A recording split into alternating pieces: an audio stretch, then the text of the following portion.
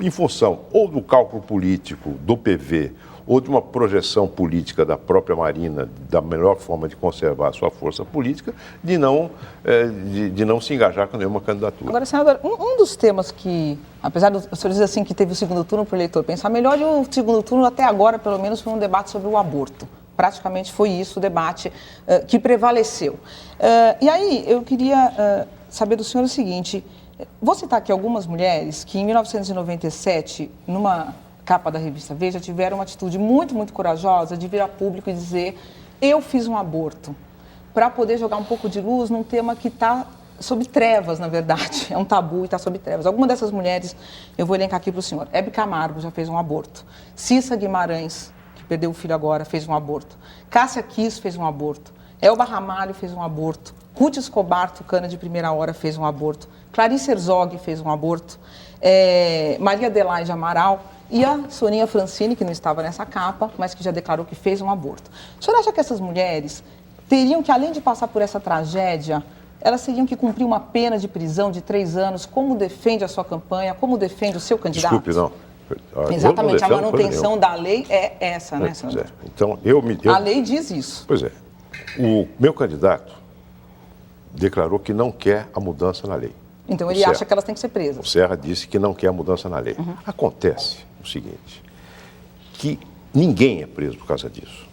O aborto, a interrupção voluntária da gravidez pela própria mulher, tem como pena uma pena de detenção de 3 anos. Ninguém aplica essa lei. Ninguém. Eu fui defensor público antes de ser político, trabalhava na Procuradoria. Houve um caso em que a prova da culpa da mulher que foi levada ao julgamento era absolutamente incontestável. O juiz, ultraconservador, o promotor tinha as provas na mão. Eu conversei antes do julgamento com os dois, falei: olha, vocês acham que essa mulher tem que ir para a cadeia?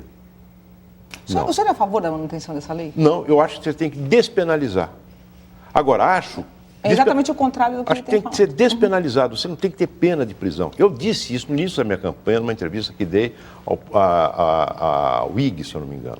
Né? Coloquei com toda a clareza a minha posição. Assim como o Serra colocou com clareza a posição dele. Quando foi perguntado sobre isso, naquela entrevista promovida pela Folha de São Paulo e pelo portal IG, ele colocou a posição dele.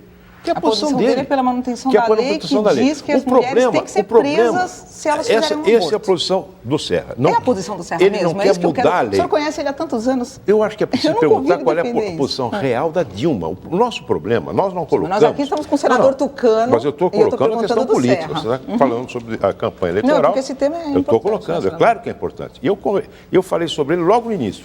Né? Eu não tenho nenhum problema em tratar desse tema.